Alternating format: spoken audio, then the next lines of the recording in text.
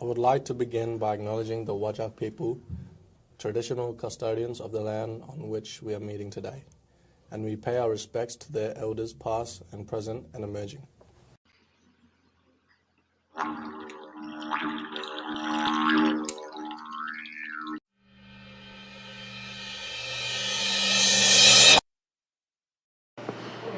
Welcome. I'm Beth Murphy, Head of Learning Diversity at Mazenod College.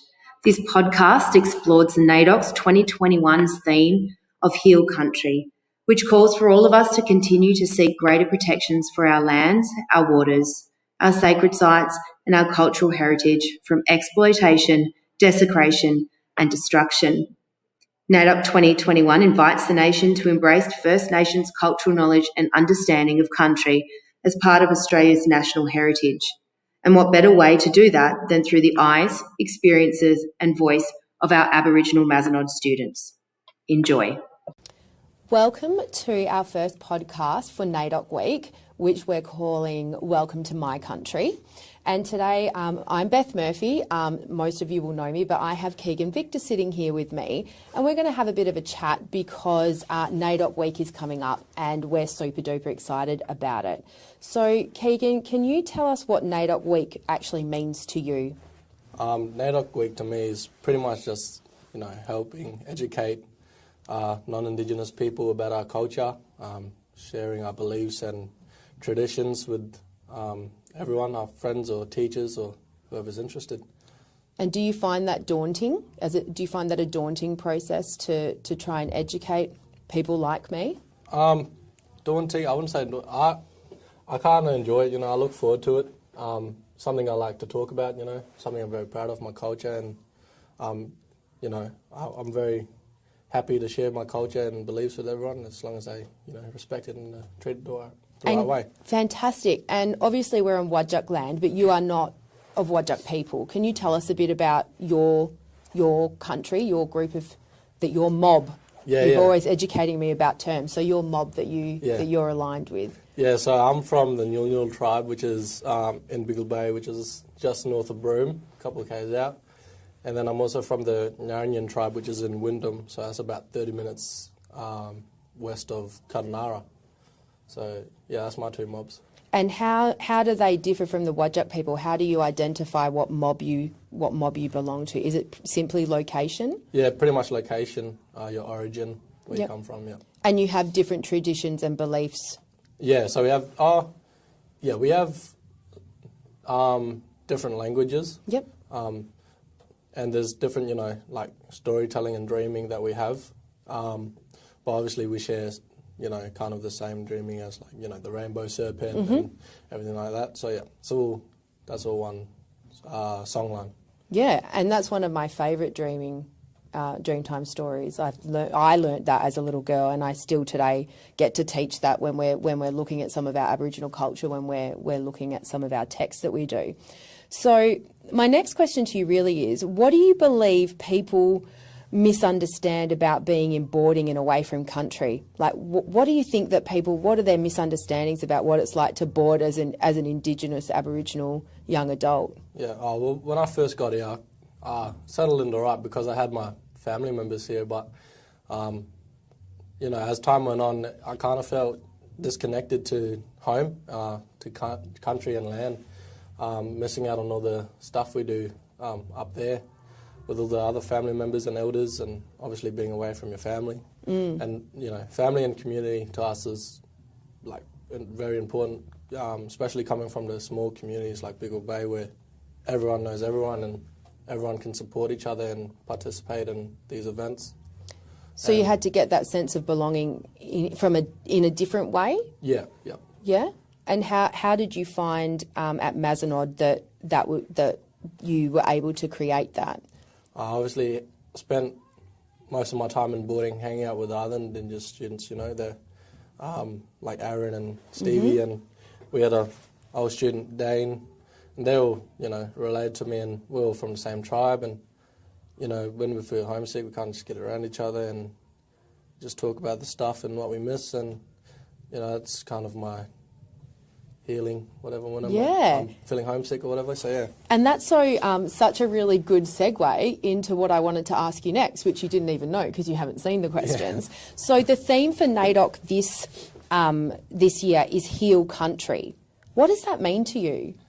You know, pretty much looking after the land, any land which you're on, the environment, just acknowledging whose country you're on. You know, when I first got to Perth, I didn't have much to do with the Noongar country and or the Noongar people. Mm-hmm. So, you know, when I came down, I thought it was important that I learn, even though it's not my language. I try, you know, learn the language and learn the story. So, yeah, and also take pride in the land that I'm currently living on and look after it as much as I can as well, do my part. And that's pretty inspirational for me. You gave me goosebumps, so that was pretty cool. So who's your biggest supporter or mentor? Yeah, definitely Mum. Yep, I spoke to Mum today. She's really? pretty impressed with you. I've talked about how you're being a real leader in the college and amongst your mob and your tribe here down at Mazenod with Stevie and Aaron and some of the other younger Aboriginal boys, really getting them, rallying them around and giving them that sense of leadership. So what does Mum, because Mum is tell people about Mum. Is Mum Aboriginal? No, so Mum's non-Indigenous.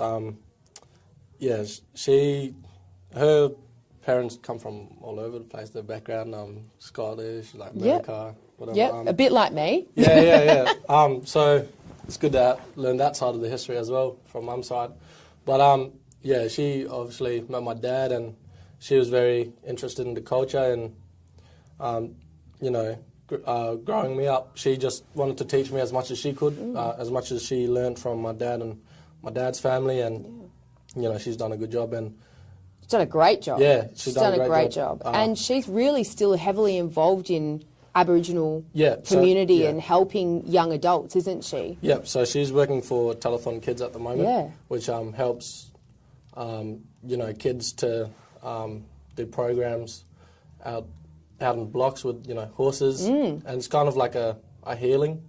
It's pretty much for kids, you know, Indigenous kids with trauma, and you get that a lot in the Kimberley, and it's pretty sad to see, but it's good to see, you know, mums putting in that work for the kids, and also being a non-Indigenous person is very, you know, inspiring. Yeah, she's got that dual role, doesn't she? Yeah. So let's talk about, what does your perfect school day look like, Keegan?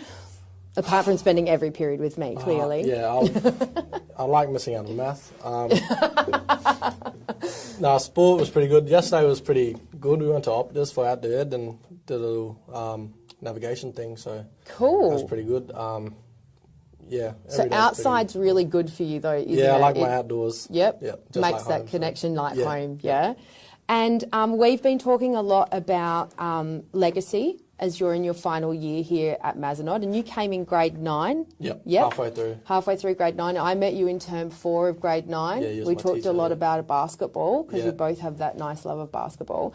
But now we're in that legacy phase. Now we're in these last sort of 11-ish weeks of your secondary education. So I think you've got a fairly good idea about what you want your Aboriginal Indigenous legacy to be for Mazenod. Yeah, I'd like to see more students from the Kimberley, you know, come to boarding to Mazenod, you know, just explore the world, because I didn't know like much of what I know now when I was living in Broome, and obviously I'd like to send my kids here when, you know, I have kids. In a long time. Yeah. Dad went here. Yep. So you like that?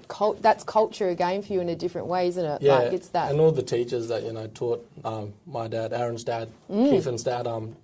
You know, they all think it's really awesome that they get to teach us and our dads, and And so when obviously Mazenod is very, very different to the schools that you came from. Yeah. What is it that you love about Mazenod? There's a couple of things. I guess I like the environment that I'm in at the moment. I like the boarding.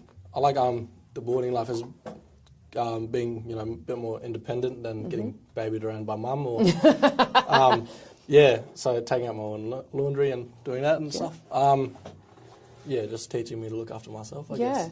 Yep. So, and I guess, what are your grand plans, sort of, what, and not like next year, but long term? Is it to return to be a leader in your community? Yeah, yeah, especially for the younger kids. Yep. Or, you know, adults if they need it.